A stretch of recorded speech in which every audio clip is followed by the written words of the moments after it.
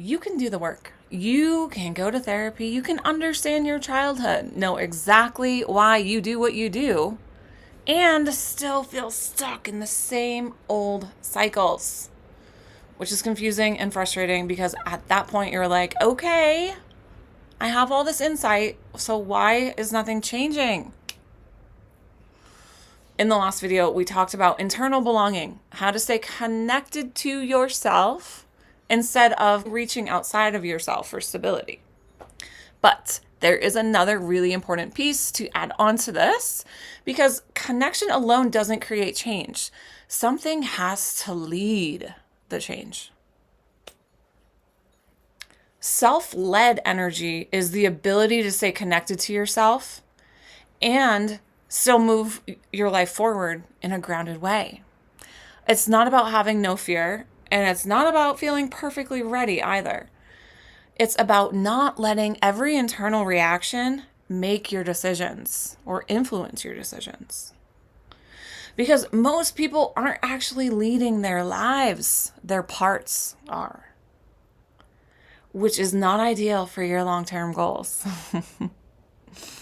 And when I say parts, what I mean by that is just different aspects of you that have learned how to respond to life in certain ways. A part of you that avoids, part of you that overworks, that people pleases, a part that needs reassurance, and that pesky part that reads into a text message for 45 minutes. Yeah, they're not random. They're shaped by your life experiences, and you can almost think of them like carrying an emotional debt. They're the parts of you that have been holding on to something for a really long time, like stress, pressure, responsibility, emotional pain. And they're constantly reminding you, hey, this still needs attention. And these parts make a lot of sense. They have helped you to survive, and they're trying to protect you in the best way that they know how. It's just that they can be a little intense sometimes. Like, hey, this feels really uncomfortable. We should probably avoid it forever. I'm curious, as you're listening to this, can you notice which parts of you tend to run the show? Is that avoidance? Is it overfunctioning, people pleasing? Or maybe you notice a part of you become active even just watching this video. If so, just notice that. Self-led energy doesn't mean getting rid of those parts. What it means is changing your relationship to them. It's being able to say, I hear you and I've got this. You don't have to silence your parts. You also don't have to hand them the microphone. Self-awareness helps you understand your patterns, which is great. It's helpful. Self-leadership is what allows you to not be run by them. So what does that actually look like? It might look like feeling anxious about setting a boundary, sitting with that anxiety, listening to it, understanding it, and still setting the boundary.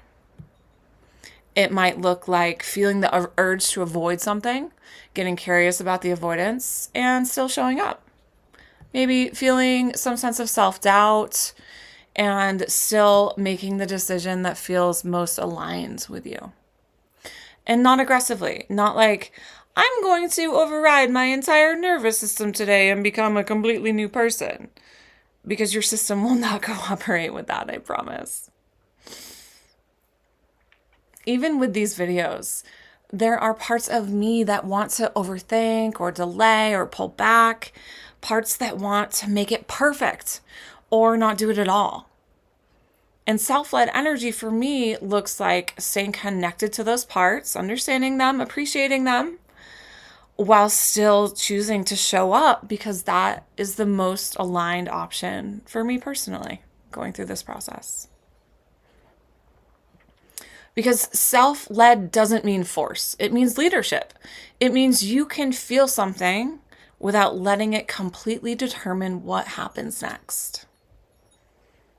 So, I will ask you this. Where in your life do you feel like you're being pulled by a part of you right now? And what would it look like to stay connected to that part, but not be led by it? Internal belonging helps you stay with yourself. Self-led energy is what allows you to move forward. And you need both. They're both important because staying connected without movement can keep you stuck, and movement without connection can feel overwhelming and honestly just loop you right back to where you were when you started. However, when these two can come together, you can expand beautifully without abandoning yourself and without staying stuck where you are. If this resonates, I would love to hear from you. What part of you do you notice showing up most often? And what would it look like to lead, even just a little, more from yourself this week? Feel free to share it in the comments below. And if you're interested in doing this work, then feel free to stick around. Each week, we're going to continue to unpack the different layers of embodied identity expansion and what it really takes to grow in a way that your system can actually sustain. We are talking all about becoming unstuck. We're highly self-aware, but we might still be stuck. And that's what we're focusing on here. And that's what I'm really passionate about. I'm also taking a few new clients. So if you're interested in working together, then you can check out my website at 46and2therapy.com, and I will also link it below.